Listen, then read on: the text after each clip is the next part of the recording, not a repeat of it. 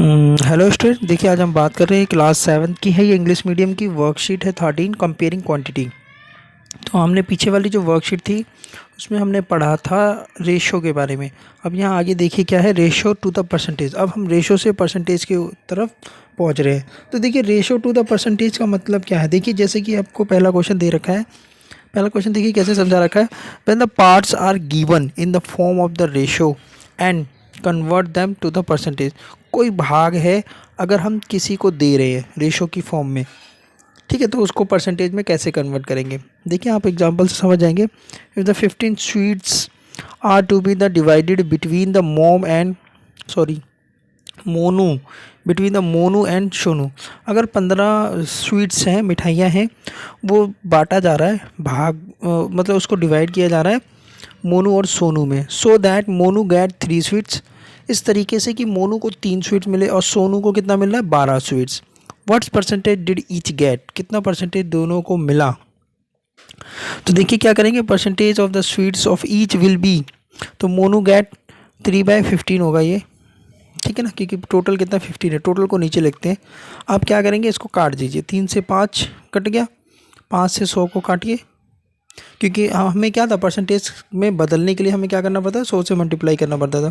तो ये कितना हो जाएगा, 20, ठीक है। पीछे वाली वर्कशीट में हमने किया था ये। सोनू को कितना मिला था, 12, ठीक है। टोटल कितना है, 15। तो 12/15, 3 से काटिए, 3 चौक 12, 3 पंजे 15। इसको 5 से काटिए तो कितना हो जाएगा ये, 20 गुना 4 80, ठीक है ना। 80% मिल गया उसको, किसको, सोनू को मिल गया। नेक्स्ट क्या है, इंक्रीज और decrease as a percentage. Decrease और इंक्रीज हमें मतलब कितना कितना परसेंटेज में इंक्रीज हुआ, ऐसा कुछ क्वेश्चन पूछ लिया, या कितना परसेंटेज में डिक्रीज हुआ। लेट्स नो द इंक्रीज और decrease in a certain quantities as the percentage of the initial amount. चलिए आइए हम पता करते हैं इंक्रीजिंग और डिक्रीजिंग में, in the certain quantities as the percentage of the initial amount, किसी इनिशियल अमाउंट का। एक एग्जाम्पल लिया, the number of the illiterate यानी अनपढ़ लोग, person in a country decrease from, decrease हो गए, कितने क्या हो गए, मतलब किसी देश में अनपढ़ लोगों की संख्या क्या हुई, डिक्रीज हुई। पहले कितना थी, 1.5 लाख थी, 1.5 लाख से कहाँ पहुँची, 100 लाख पे। कितने सालों में, 10 सालों में। तो यहाँ पूछ लिया कितना परसेंटेज उसमें डिक्रीज हुआ, क्योंकि पहले 1.5 लाख थी, ज़्यादा थी, अब 100 हो गई। तो हमें करना है क्या होता है, इसको कैसे सॉल्व करते हैं। Original amount, the number of illiterate person initially, initially मतलब शुरुआत में, शुरुआत में कितना थे, 1.5 लाख थे। The amount of the change, the amount of the change यानी कितना चेंज हुआ, 1.5 लाख में से 100 लाख घटा दो तो कितना आ जाएगा, 50 लाख। देखिए decrease in the number of the illiterate person, 1.5 lakh में 100 लाख हटा दिया तो 50 लाख आ गया। अब देखिए परसेंटेज डिक्रीज का कैसे निकालना है, अमाउंट ऑफ द चेंज, कितना चेंज हुआ था, 50 लाख। इनिशियल अमाउंट कितना था, 1.5, तो इसको आप सॉल्व करेंगे तो कितना आएगा, 33 1/2 यानी 1/3 परसेंटेज। इतना जो है परसेंटेज क्या हो गया, डिक्रीज हो गया 10 साल में इलिटरेट पर्सनों का, अनपढ़ पर्सनों का।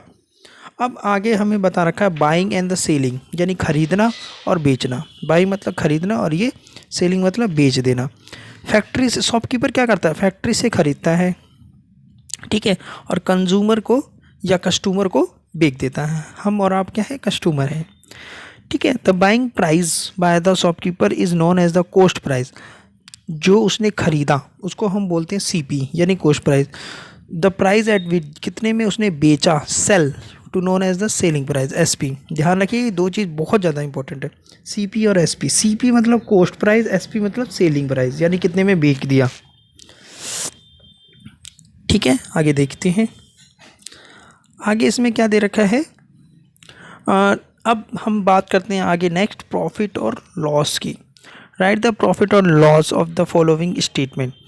अ फ्लावर वॉयस, फ्लावर का गमला है या फिर फूल का कुछ है, ब्रॉड खरीदा गया 120 रुपये में। कितने में खरीदा, 120 रुपये में खरीदा, और उसको सोल्ड किया, बेका, सोल्ड मतलब बेचना, 108 में।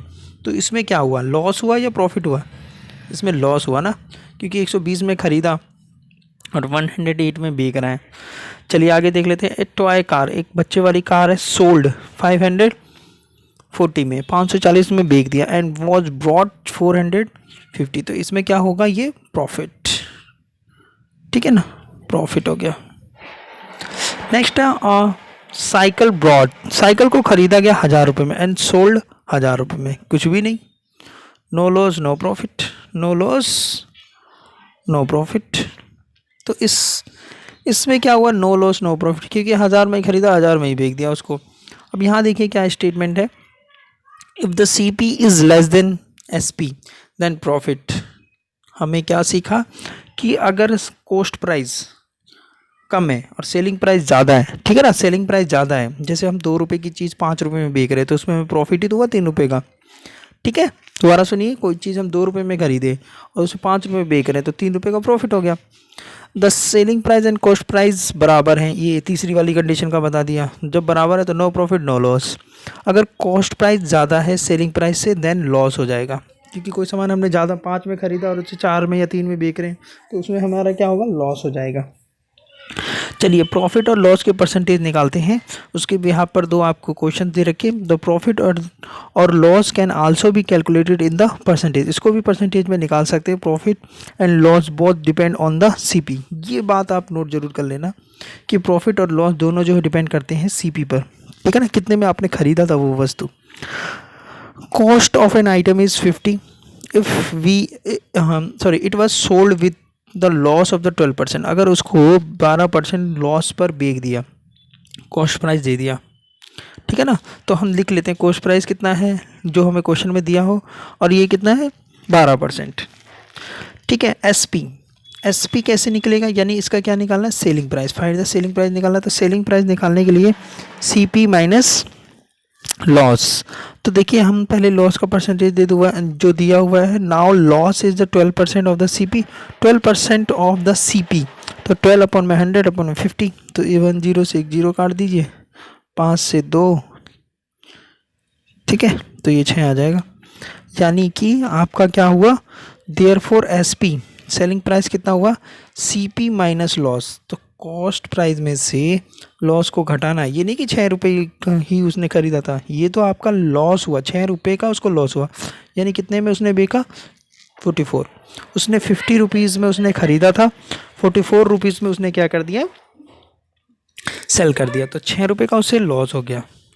नेक्स्ट देखिए, Rashid purchase a TV from the 9000 में उसने टीवी खरीदी, after the 2 years he sold 6000, तो find the loss and the profit. तो देख के पता लग जाता है ऐसे क्वेश्चन तो कि उसने क्या कर दिया था, इतने में ख़रीदा था और इतने में बेचा, तो लॉस ही हुआ, मगर उसकी परसेंटेज निकाल लेते हैं क्योंकि परसेंटेज में पूछा है।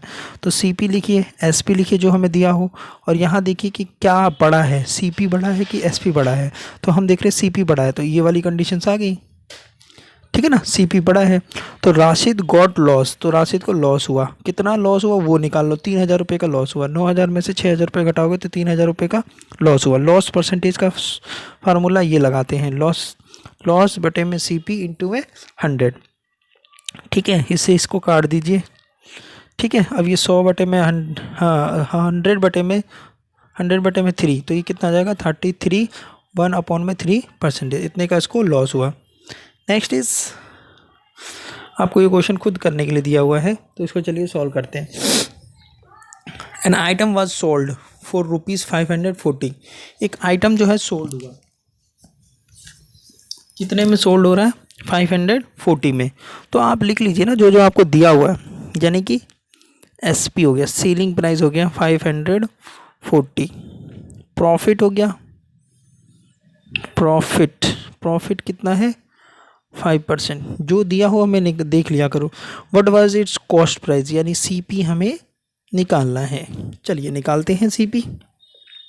तो सी पी के लिए क्या फार्मूला लगता है, C P is equal to 100 into selling price into 100 plus profit percentage, जो आपको प्रॉफिट परसेंटेज दिया होगा, यानी 100, ये 540, ये 100 और ये 5, ठीक है।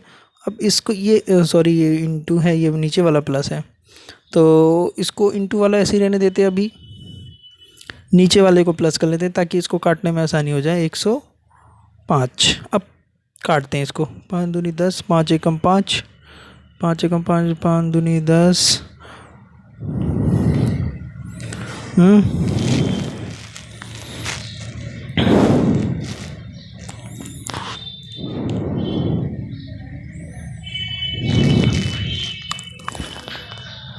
नहीं कट रहा क्या?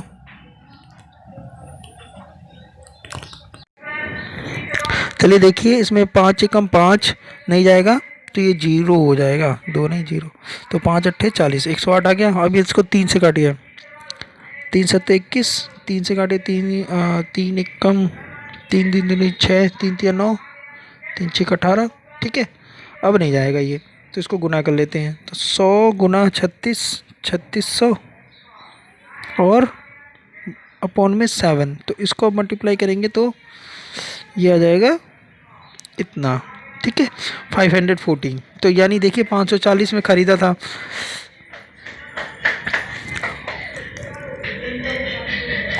क्या ये इसका क्या आया, कॉस्ट प्राइस आया, सेलिंग प्राइस था ना 540 में इसने बेचा था, तो कॉस्ट प्राइस इसको कितना पड़ा था, 514 रुपये का पड़ा था। तो तभी तो इसको 5% का क्या हुआ, प्रॉफिट हुआ। नेक्स्ट देखते हैं। नेक्स्ट आपको बहुत सिंपल क्वेश्चन है, ज़्यादा इसमें वो नहीं है, क्योंकि इसमें साफ साफ दिख रहा है कि उसको प्रॉफिट हुआ या लॉस हुआ। देखिए पढ़ के आपको पता लग जाएगा। शॉपकीपर ब्रॉट मतलब क्या क्या उसने ख़रीदा, यानी सीपी कितना 375। Sold SP 400।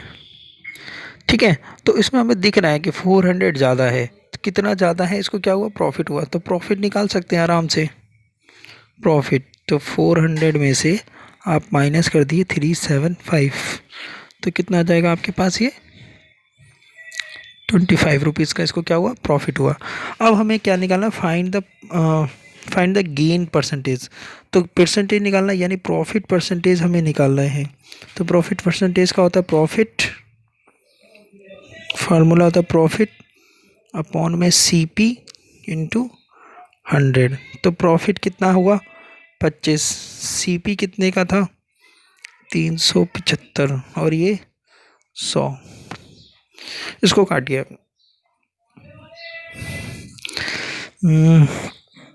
5 से 25, 5 सत्ते 35, 25, फिर 5 से, फिर 5 से काटे 5 से 15, 5 दूरी 10, यानी आया 20/3, यानी 20/3 आ गया। इसका परसेंटेज निकालो, 6.6% आंसर। ठीक है, तो इस तरीके से आपको 2 क्वेश्चन दिया था करने के लिए, इसे सॉल्व हो गया। Okay, thank you.